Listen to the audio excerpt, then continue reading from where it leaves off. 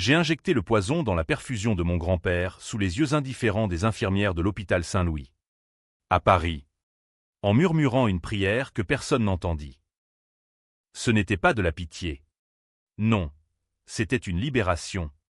Un adieu forcé à un vieillard qui avait déjà vendu son âme pour des secrets plus sombres que la Seine la nuit. Et pourtant, quand les sirènes ont hurlé et que le cœur a cessé de battre, ce sont mes mains qu'ils ont menottées, mes lèvres qu'ils ont forcées à confesser un crime que je n'avais pas commis. Ils m'ont accusé. Moi, Élise Moreau, la petite fille dévouée, d'avoir manipulé un mourant pour un héritage qui puait la trahison et la pourriture familiale. Paris, cette ville des lumières éternelles, s'était muée en un labyrinthe d'ombre pour moi ce soir-là de novembre 2023. La pluie fouettait les vitres de la chambre 407, où mon grand-père, Henri Moreau, gisait comme un roi déchu sur son lit d'hôpital. À 89 ans, il n'était plus que l'ombre d'un magnate du vin bordelais. Un homme qui avait bâti un empire sur les coteaux de Saint-Émilion avec des mains tachées de terre et de mensonges. J'étais venu de ma petite chambre de Goodman à Montmartre, les bras chargés de fleurs fanées du marché des abbesses, pour lui tenir la main une dernière fois. Ou du moins, c'est ce que je croyais. Élise, ma chérie, avait-il croassé de sa voix rauque, imprégnée d'un accent du sud-ouest qui roulait comme un tonneau de chêne. Ne fais confiance à personne dans cette famille. Ton oncle. Il vendrait son propre sang pour une vigne. Ses yeux, d'un bleu délavé par les ans, s'étaient rivés aux miens avec une intensité qui m'avait glacé. J'avais hoché la tête, serrant sa main ridée, ignorant que ces mots étaient les derniers qu'il me destinait en toute conscience. Quelques heures plus tard, le moniteur avait bipé frénétiquement, et le chaos s'était abattu. Les gendarmes étaient arrivés avant même que l'odeur de l'antiseptique ne se dissipe. Mon oncle, Philippe, ce serpent en costume 3 pièces, avait été le premier à pointer du doigt. C'est elle. Elle l'a empoisonné pour l'héritage. J'ai vu la seringue dans sa sacoche. Avait-il hurlé? Son visage rougeau tordu par une rage feinte. Ma tante, Claire, sa sœur aînée, avait renchéri d'une voix chevrotante, toujours jalouse. Cette petite ingrate. Henri lui a tout laissé. Et nous? Rien. Les murmures des cousins. Ces vautours en herbe. S'étaient propagés comme une traînée de poudre dans les couloirs lambrissés de l'hôpital. J'avais nié. Bien sûr. Hurlé mon innocence jusqu'à ce que ma gorge soit en feu. Mais les preuves? Une seringue vide trouvée dans ma veste. Des traces de digitaline, ce poison subtil qui mime une crise cardiaque, dans mon sang. Administré par Dieu sait qui. Et le testament, lu en hâte par le médecin de garde, qui me léguait la totalité, le château de famille à Margaux, les caves remplies de millésimes inestimables, les comptes en banque gonflés par des décennies de négoce. Manipulation flagrante d'un mourant vulnérable, avait tonné le procureur lors de l'interrogatoire. Ses yeux porcins me transperçant comme des baïonnettes. J'avais été jeté en détention provisoire à la maison d'arrêt de Fresnes. Ce purgatoire de béton et de désespoir, où les nuits résonnaient des cris des âmes brisées. Les jours suivants furent un tourbillon de fureur et d'humiliation. Les journaux à sensation. Ces charognards parisiens s'étaient délectés. La petite fille perfide empoisonne son aïeul pour un empire viticole, titrait le Parisien, avec ma photo floue en première page. L'air coupable sous un parapluie mouillé. Les réseaux sociaux. Ce cloaque moderne. Grouillé de hashtags, héritière meurtrière. Trahison à la française. Ma vie. Ce fragile château de cartes bâti sur des nuits solitaires à peindre des toiles sombres dans mon atelier de Belleville. S'effondrait. J'avais 35 ans. Une carrière d'artiste ratée. Un amant volage qui m'avait quitté pour une galeriste plus connectée. Et maintenant, cette accusation qui me collait à la peau comme une malédiction. Pourtant, au fond de moi, une braise couvait. Pas de la peur. Non, de la rage. Pure. Viscéral. Comme le vin rouge qui bout dans les veines après une vendange trop aride. Car je savais, au plus profond de mon être, que ce n'était pas moi. Mon grand-père m'avait choisi parce que j'étais la seule à avoir vu au-delà des apparences. La seule à avoir écouté ses confessions murmurées lors de nos promenades dans les vignes. Quand il avouait les dettes morales qu'il traînait depuis la Libération. Philippe. Mon oncle. Ce fils prodigue qui avait dilapidé sa part en casino de Deauville et en maîtresse russe. Haïssait cela. Il haïssait que le vieil homme ait vu en moi l'héritière spirituelle. Celle qui perpétuerait l'âme des Moreau sans la souiller d'avidité. Dans ma cellule exiguë, bercée par le ronron des néons froids, je revivais chaque instant. La seringue, je n'en avais pas touché une de ma vie. Le poison, une coïncidence macabre. Ou pire, un coup monté. Et ce testament. Il avait été rédigé des mois plus tôt. En secret. Par le notaire de famille. Maître Lefebvre. Un homme au visage de pierre taillé dans le granit normand. Pourquoi n'avait-il pas parlé? Pourquoi avait-il laissé les loups me dévorer vivante? Le procès approchait. Un cirque médiatique où ma tête ferait un beau trophée. Mais avant cela, une audience préliminaire au palais de justice de Paris. Ce monstre gothique qui avale les pêcheurs comme un ogre affamé. J'y fus traîné un matin de décembre. Menotté. Escorté par 2 gardiens impassibles. La salle d'audience puait le bois ciré et la sueur anxieuse. Philippe y trônait, rayonnant dans son rôle de veuf éploré, flanqué de clercs et de leurs rejetons aux yeux cupides. Justice pour Henri, scandait-il. Et la galerie applaudissait. Ces bourgeois du Marais venus pour le spectacle. Le juge, une femme aux lunettes sévères nommée Madame Duval, frappa de son marteau. Accusé Moreau, avez-vous quelque chose à déclarer avant que nous n'entendions les témoins? Sa voix était un scalpel, précis et froid. Je me levai, la gorge nouée, et fixai mon oncle droit dans les yeux. Oui. J'ai vu la mort dans les siens ce soir-là. Mais ce n'est pas moi qui l'ai appelé. C'est l'un d'entre vous. Un murmure parcourut la salle. Philippe blêmit imperceptiblement, mais se reprit avec un rictus. Mensonge d'une meurtrière. C'est alors que la porte s'ouvrit avec un grincement théâtral. Maître Lefebvre entra, son pardessus noir claquant comme une voile au vent. Dans sa main, un dossier scellé, marqué du sceau des Moreau. Votre honneur, dit-il d'une voix grave, résonnant comme un glas. J'apporte une pièce à conviction qui change tout. Le testament n'est pas le seul document que M. Henri a confié à ma garde. La salle se figea. Mon cœur cognait comme un tambour de guerre. Le notaire posa le dossier sur le bureau du juge. Et d'une main tremblante, la première émotion que je voyais chez cet homme de marbre. Il murmura, il y a un codicille.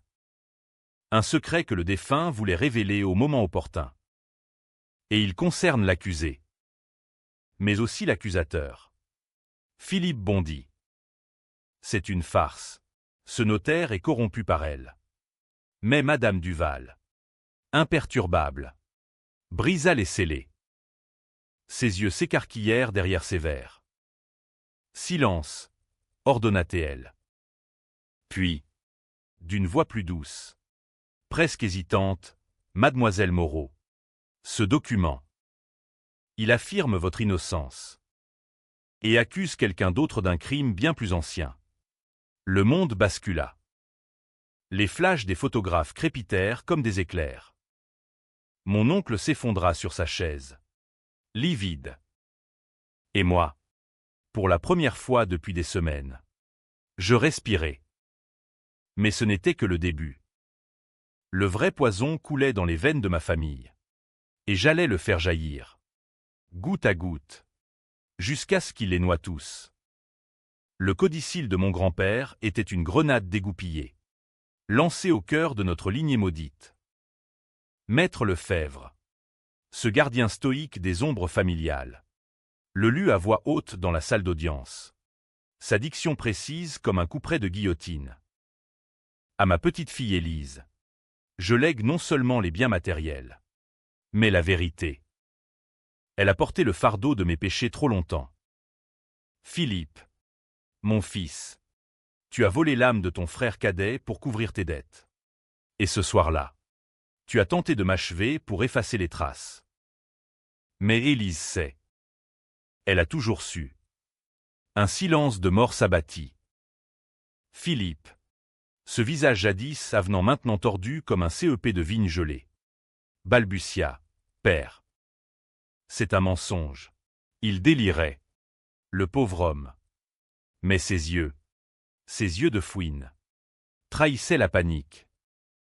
Claire, ma tante, porta une main à sa poitrine, comme si un corset trop serré l'étouffait. Les cousins, ces spectres avides, échangèrent des regards fuyants, leurs alliances en or ternies par la sueur. Madame Duval referma le dossier d'un geste sec. Affaire reportée. Une enquête complémentaire s'impose. L'accusé est remis en liberté sous caution. Les menottes cliquetèrent une dernière fois autour de mes poignets. Puis s'ouvrirent. Je sortis du palais sous un déluge de questions hurlées. Les journalistes me piétinant comme une marée humaine. Élise, est-ce vrai? Votre oncle un meurtrier? Je ne répondis pas. Pas encore. Ma rage avait besoin de temps pour se cristalliser. Comme un vin qui fermente dans les caves obscures de notre domaine. Libre, mais pas innocente aux yeux du monde. Paris m'accueillit avec son indifférence cruelle. Les badauds me dévisageaient dans le métro. Les anciens collègues de la galerie d'art à Saint-Germain me barraient leurs portes.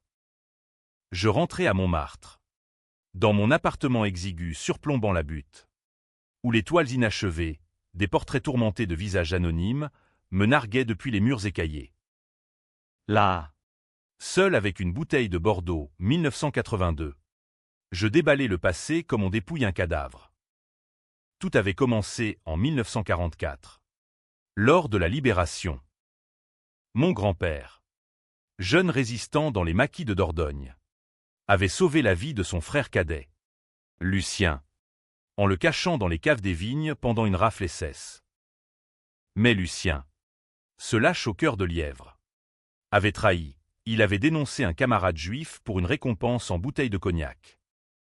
Le garçon, un certain Samuel Lévy, avait été déporté vers Auschwitz, et sa famille massacrée. Henri avait découvert la vérité des années plus tard. En 1968. Lors d'une purge familiale après mai 1968.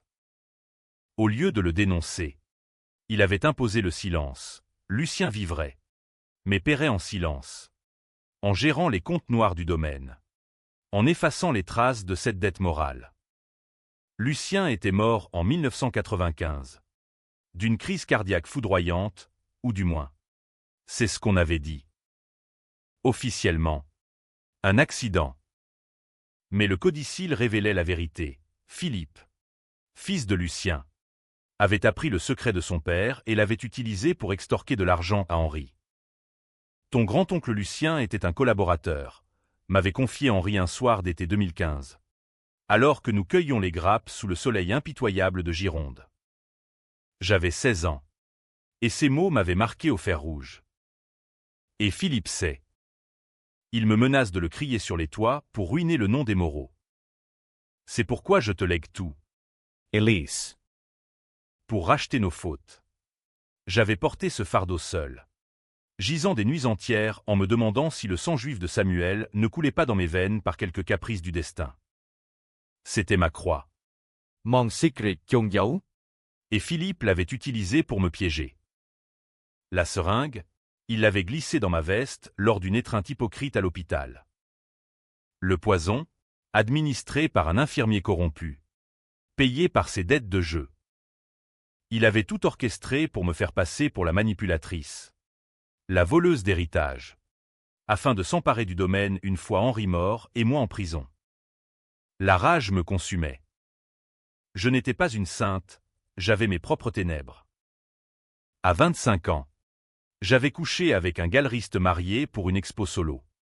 Et l'avait vu se suicider quand l'affaire avait éclaté. Était-ce ma faute? Les tabloïds m'avaient alors surnommé la muse fatale. Mais cela, c'était de la pure malveillance. Un viol de l'âme familiale. Je décidai alors, la vengeance serait mon vin. Âpre et inoubliable. Pas un meurtre brutal. Non, quelque chose de français. Raffiné. Qui rongerait Philippe de l'intérieur comme un mildiou sur les feuilles tendres. Je commençai par infiltrer. Sous le couvert de ma libération, je contactai un vieil ami, un hacker normand nommé Thibault, qui vivait dans les sous-sols humides de Pigalle. « Élise, tu joues avec le feu », me dit-il au téléphone. Sa voix nasillarde chargée d'accent cauchois. « Mais pour toi, je fouille. » En 24 heures, il avait craqué les comptes de Philippe, des transferts occultes vers des casinos en ligne, des prêts usuraires à des mafieux marseillais.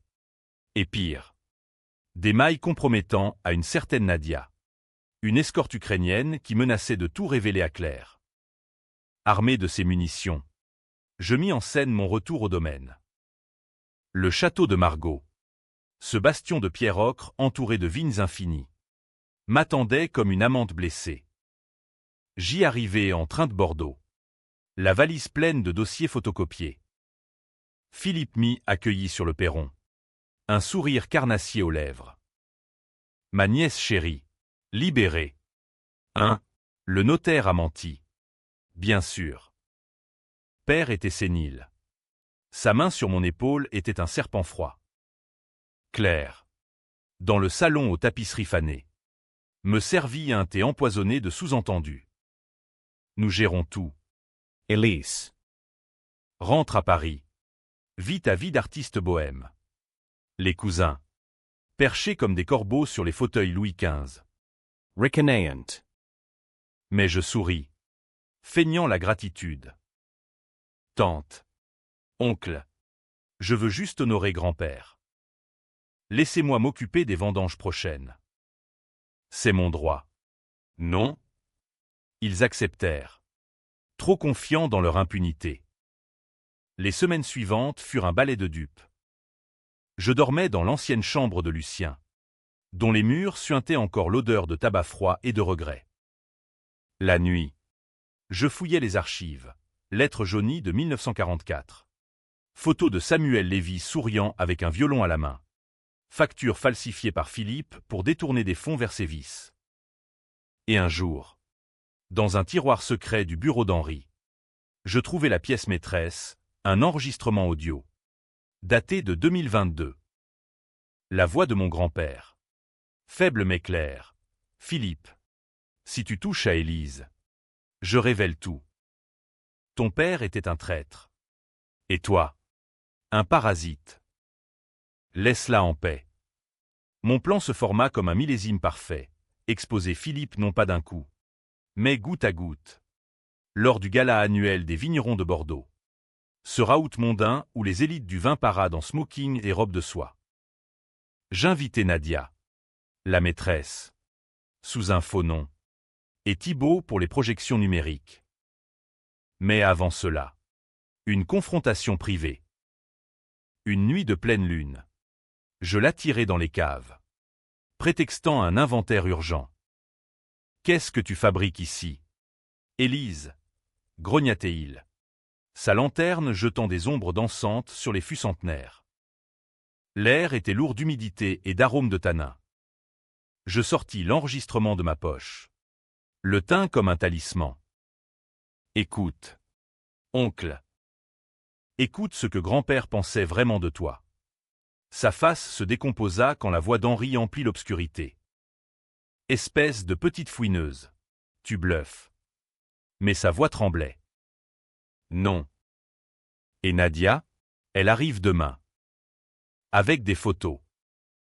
Et les mafieux de Marseille, ils savent pour les prêts impayés. » Je m'approchai, mon souffle chaud contre son oreille. « À moins que tu confesses. » Tout. Le poison, le chantage, la trahison de Lucien. Il éclata de rire. Un son creux comme un fût vide. Confesser et te laisser tout prendre? Jamais. Tu es faible. Élise. Comme ta mère. Cette suicidée qui n'a pas supporté nos secrets. Ma mère. Morte d'une overdose en 2005. Officiellement un accident. Mais je savais, les murmures familiaux l'avaient rongée.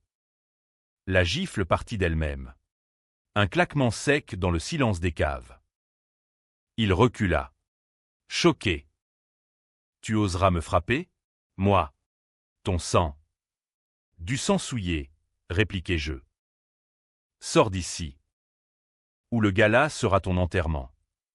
Il partit, titubant dans l'escalier de pierre.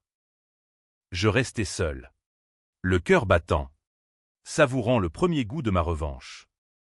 Mais au fond, une fissure, et si j'étais comme eux, une Moreau. Marquée par le poison du passé, le doute me rongeait.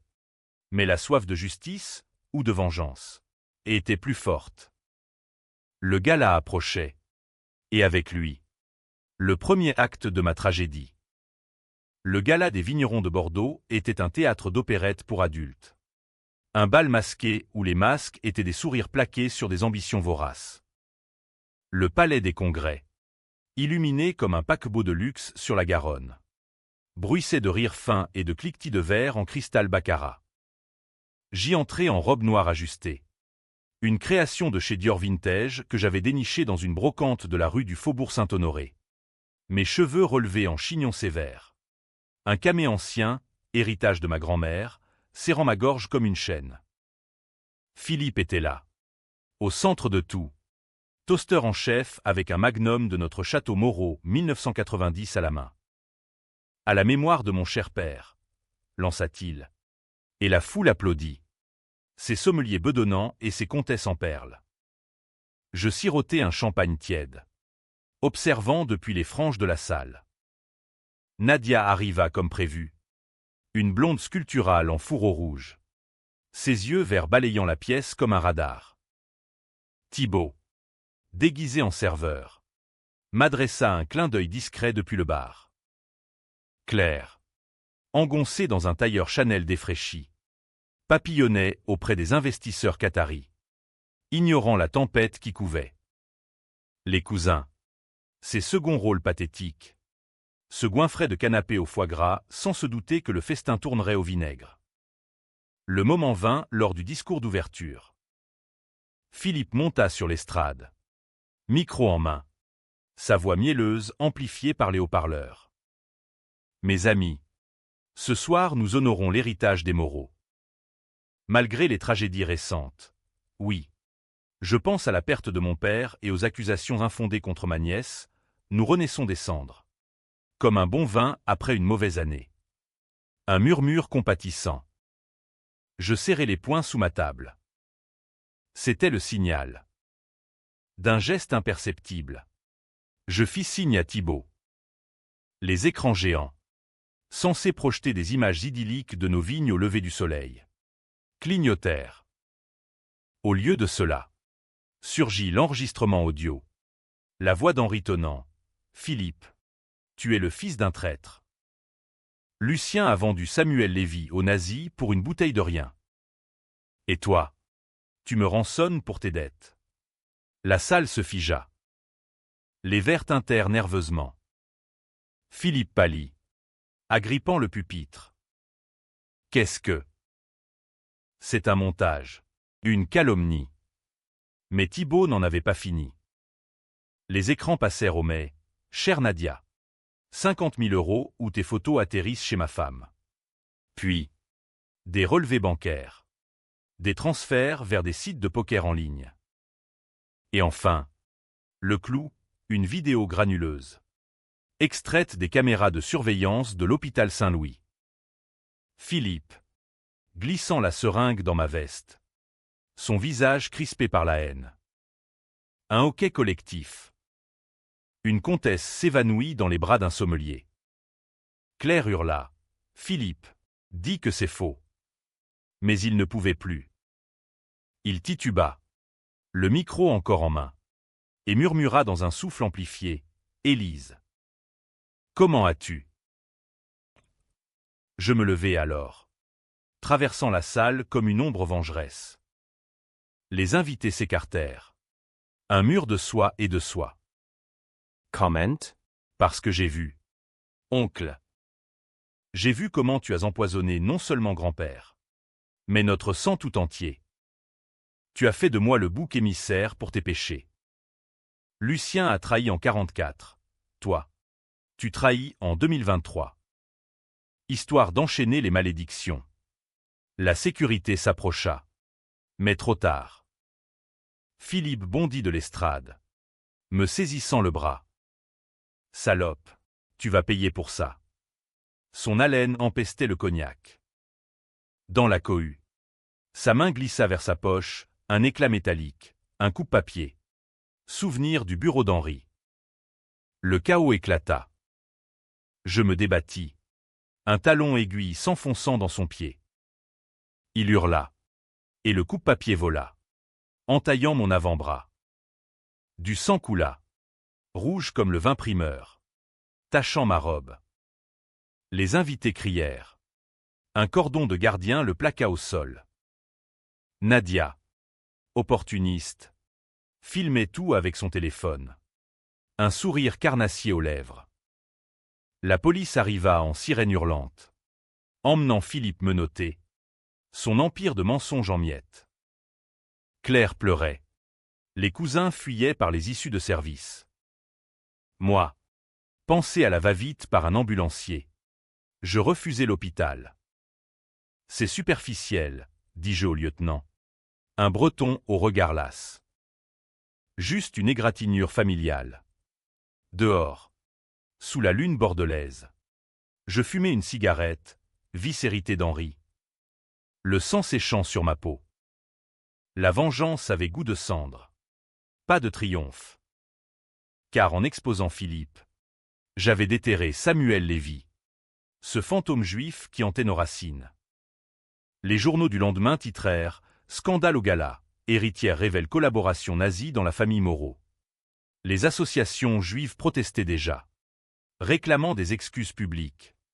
Une restitution symbolique des vignes, ces mêmes vignes qui avaient servi de cache aux traîtres. Étais-je une justicière ou une pyromane?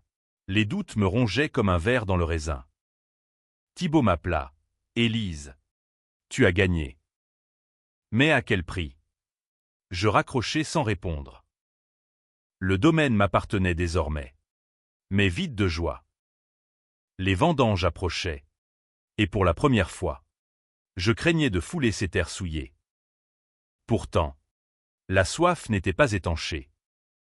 Philippe croupissait à la prison de Gradignan, en attente de procès pour tentative d'empoisonnement et chantage. Mais Claire, elle complotait encore. Je le sentais. Lors d'une visite au domaine, elle m'avait glissé « Tu as détruit ton oncle. Mais le sang Moreau est plus fort. Nous rebondirons. » Ses yeux brillaient d'une lueur que je connaissais, la mienne. Quand la rage monte, je décidai de creuser plus profond. Avec l'aide de Maître Lefebvre, qui s'était mué en allié improbable. Votre grand-père m'avait fait jurer de vous protéger, confia-t-il lors d'un thé au citron dans son étude haussmannienne. Je fouillai les archives notariales. Et là, un autre vers, Claire n'était pas la sœur innocente de Philippe. Née d'une liaison d'Henri avec une servante occitane en 1952. Elle était en réalité ma demi-tante. Et avait falsifié des documents pour s'approprier une part occulte du domaine. Pire, elle savait pour Lucien depuis 1970. Et avait aidé Philippe à monter le chantage. En échange de silence complice. La trahison s'enracinait plus profond que je ne l'imaginais. Une toile d'araignée où chaque fil menait à un autre mensonge. Je confrontai Claire un après-midi pluvieux. Dans le verger derrière le château. Où les pommiers calibres ployaient sous le poids des fruits pourris. Tante. Ou devrais-je dire? Sœur, tu as tout su. Et tu m'as laissé pourrir à Fresnes. Elle rit. Un son rauque comme le vent dans les chênes. Élise. Ma chérie. La famille est un poison qu'on boit ensemble. Henri t'a gâté. Cette petite sainte avec ses pinceaux. Mais moi, J'ai survécu en mordant. Et toi? En détruisant Philippe. Tu m'as libéré. À nous deux. Maintenant. Pour le domaine. Sa main se posa sur la mienne. Froide comme un serpent. Refuser? Accepter? Le dilemme me paralysait. La vengeance m'avait mené ici. Au bord d'un abîme où je risquais de devenir le monstre que je combattais. Mais au fond, une voix, celle d'Henri, murmurait « Rends justice. » Élise. Pas pitié. Les vendanges de 2024 furent un rituel sanglant. Un baptême par le jus acide des raisins noirs. Sous un ciel bas de Gironde. Plombé par des nuages qui menaçaient l'orage. Je menais les cueilleurs, des saisonniers polonais aux mains calleuses. Des locaux aux verres beaux, à travers les rangs interminables de Cabernet et de Merlot. Mes bottes s'enfonçaient dans la boue rougeâtre. Et chaque grappe arrachée était une catharsis. Un arrachement de mes propres ronces intérieures. Claire travaillait à mes côtés. Son chapeau de paille masquant un sourire calculateur. Depuis notre confrontation, elle s'était installée au château, prétextant aider la nièce orpheline. Mais je voyais clair, elle tissait sa propre toile, contactant discrètement des acheteurs chinois pour brader des parcelles, effaçant les traces de notre illégitimité commune. Philippe, de sa cellule, nous bombardait de lettres rageuses. Libère-moi. Élise, où je révèle ton propre secret, celui de ta mère et du galeriste. Il bluffait. Ou pas, ma mère.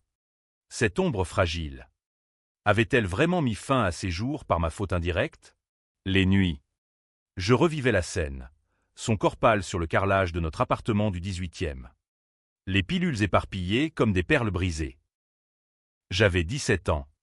Et son suicide m'avait forgé en acier trempé dans le vinaigre. Pour contrer Claire, je mis en branle l'acte 2 de ma vengeance, une alliance improbable avec les descendants de Samuel Lévy. Maître Lefebvre m'avait mis en contact avec Rachel, sa petite fille, une avocate ashkénaze installée à Lyon, aux cheveux poivre et sel et au regard d'acier. Nous nous rencontrâmes dans un café discret du Vieux-Lyon, face à la Saône coulant comme un serpent endormi. « Votre grand-père a volé la vie du mien », dit-elle sans préambule. Sa voix modulée par un accent lyonnais chantant. « Mais vous voulez réparer. » Je hochai la tête. Posant sur la table une liasse de documents, acte de propriété des vignes où Lucien avait caché Samuel avant de le trahir. Ces terres portent une malédiction. Prenez-les. En échange, aidez-moi à démanteler ce qui reste des moraux pourris. Rachel sourit. Un éclat froid. Un pacte de sang. Alors. Mais attention. Élise, la justice juive est patiente. Mais inexorable. Elle lança une procédure, restitution symbolique, plaque commémorative sur les caves, et une enquête sur les crimes de Lucien, passible de profanation de mémoire malgré les décennies écoulées. La nouvelle éclata comme une bombe lors d'une dégustation au domaine, où Claire paradait devant des acheteurs potentiels. Un journaliste de Sud-Ouest, alerté par Rachel, débarqua avec un micro tendu. « Madame Moreau, confirmez-vous que votre famille a collaboré avec les nazis et que des vignes seront restituées aux victimes ?» Claire bafouilla, son phare craquelant comme une terre assoiffée. « C'est une calomnie. Élise, dis quelque chose. » Je me tenais en retrait.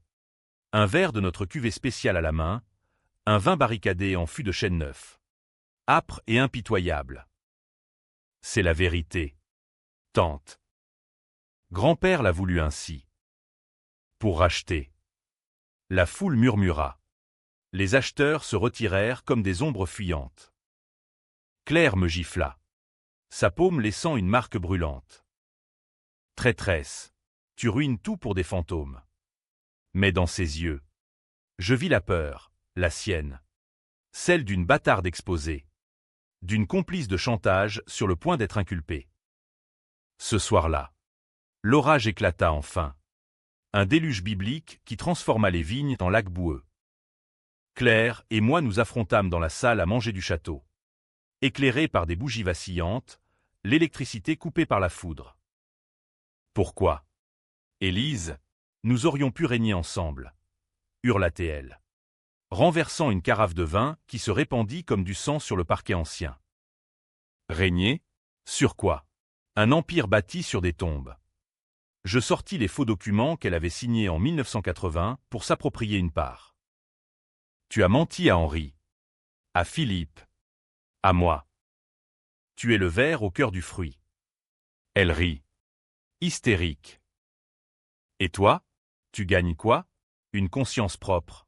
Ah, ta mère s'est tuée parce qu'elle te voyait en elle, une faible. Une rêveuse qui casse tout ce qu'elle touche. Les mots me transpercèrent, ravivant la plaie. Je l'empoignai par les épaules, la secouant comme un prunier en automne. Ferme-la, tu ne sais rien d'elle. Dans la lutte. Elle trébucha, sa tête heurtant le coin du buffet. Un craquement sourd. Puis le silence. Elle s'effondra. Un filet de sang coulant de son crâne sur le tapis perçant. Claire, murmurai-je. Le cœur en vrac. Pas de réponse. Juste le tic-tac de l'horloge comtoise. Et le tonnerre dehors. Panique. J'appelai les secours. Feignant le choc. Les gendarmes arrivèrent. Notant l'accident, chute lors d'une dispute. Madame. J'acquiesçai. Muette. Claire survécut. Mais dans le coma. Un légume branché aux machines à Bordeaux. Les journaux parlèrent des « intrigues familiales tragiques au château Moreau ». Philippe, depuis sa cellule, envoya un avocat. C'est toi. Élise. Tu les tues tous. Le doute m'engloutit. Étais-je devenue l'empoisonneuse qu'ils accusaient? Les vendanges finies. Je rentrai à Paris. Le domaine en gestion provisoire sous tutelle de Rachel. Les nuits à Montmartre étaient hantées, rêves de seringues et de raisins pourris. De Samuel me fixant depuis les ténèbres. Thibaut proposa de l'aide. Fuis. Élise. Ou achève-les. Mais fuir? Non. La vengeance finale se profilait, le procès de Philippe. Où je témoignerais. Non comme victime, mais comme juge. Pourtant, un appel anonyme brisa tout. Une voix déformée. Élise Moreau, tu crois que c'est fini? Demande à ton notaire ce qu'il cache vraiment sur ta naissance. Maître Lefebvre, je le contactai. Tremblante. Lors de notre rendez-vous dans son bureau.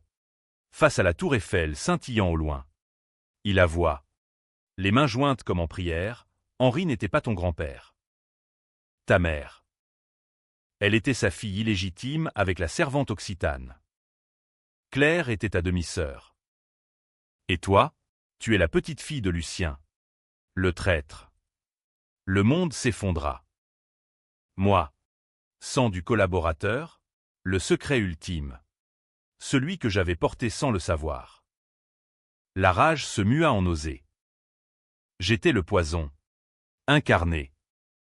Le twist me frappa comme un coup de boutoir dans les ruelles sombres de Belleville, où les néons clignotants des bars arabes dansaient sur les pavés humides. Moi, Élise Moreau, descendante de Lucien le traître, le sang de Samuel Lévy ne coulait pas dans mes veines par ironie du sort. Non. J'étais la malédiction elle-même. Une branche pourrie de l'arbre familial. Maître Lefebvre, ce confesseur tardif, m'avait tendu l'acte de naissance falsifié, Henri l'a caché pour te protéger. Il t'aimait comme sa propre. Élise. Mais la vérité. Elle libère ou elle détruit. Détruire. Le mot résonnait comme un glas. Le procès de Philippe approchait. Ce tribunal de Bordeaux où les juges en toge noire rendraient un verdict qui scellerait notre saga. Je décidai d'y aller. Non pour témoigner contre lui, mais pour tout brûler. Dans ma tête. Le plan final se dessinait, une confession publique. Ma propre.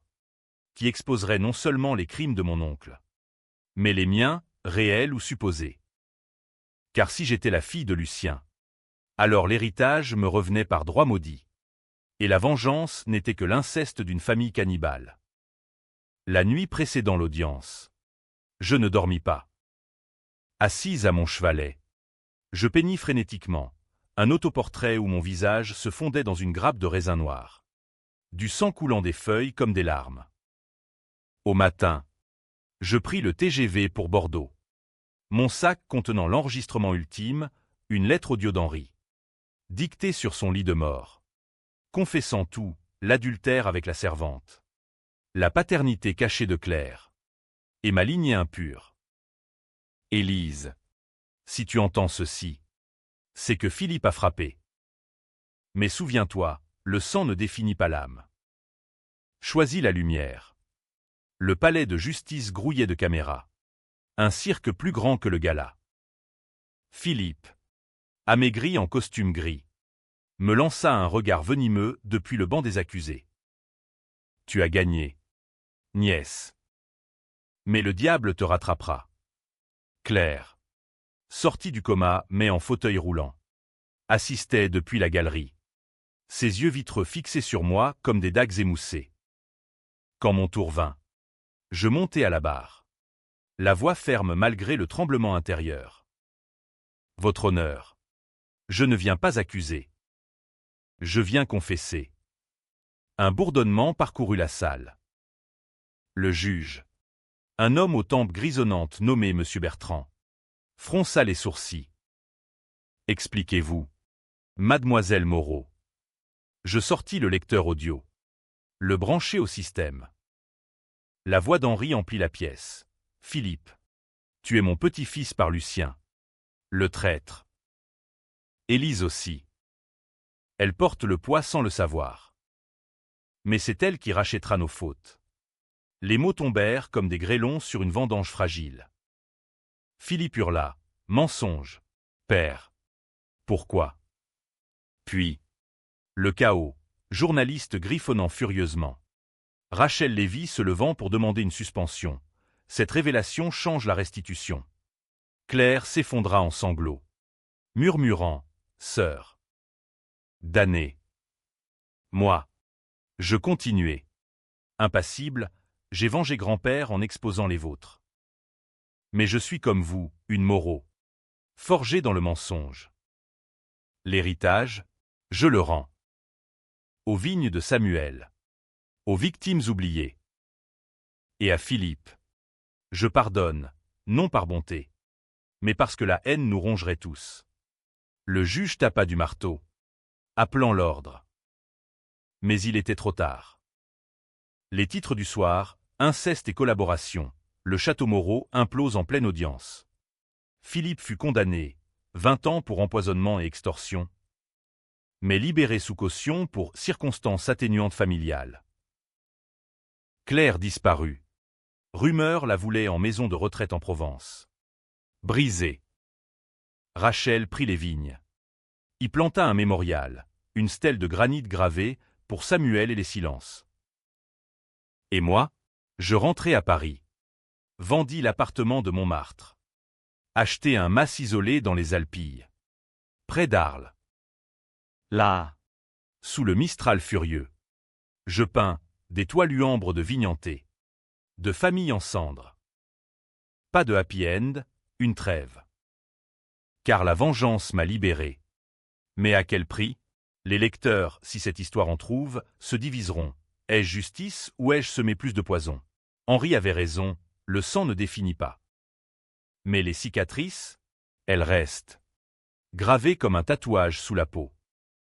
Parfois, au crépuscule, je verse un verre de notre dernier millésime. Et je porte un toast aux fantômes. À nous, les damnés de la terre. Et le vent emporte les mots. Vers la mer. Vers l'oubli peut-être. Ou vers une nouvelle vendange.